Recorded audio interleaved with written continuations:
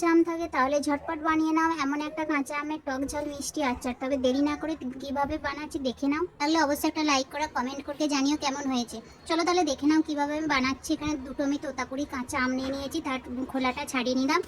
এবার এটা গ্রেট করে দুটো আম গ্রেট করে নিয়ে এবার একটা ফ্রাই প্যানের মধ্যে দিয়ে এবার কিছুটা চিনি দিয়ে 2 কাপ মতো চিনি দিয়েছি আর 1 কাপ মতো গুড় দিয়ে এটা ভালো করে আধ ঘন্টা মতো মাখিয়ে রেখে দিতে হবে ঢাকা দিয়ে। আর গুড়টা এইভাবে এরকম গুলে গেলে পরে তারপর মিডিয়াম ফ্লেমে এটা নাড়তে থাকতে হবে। আর এদিকে একটা ফ্রাই প্যান গরম করে 1 চামচ মতো কালো জিরে গরম করে নিলাম। তারপরে 1 চামচ মতো মৌরি, 1 চামচ জিরে, হাফ চামচ মেথি দানা আর হাফ চামচ জয়েন দিয়ে ভালো করে গরম করে নিয়ে রোস্ট করে নিলাম।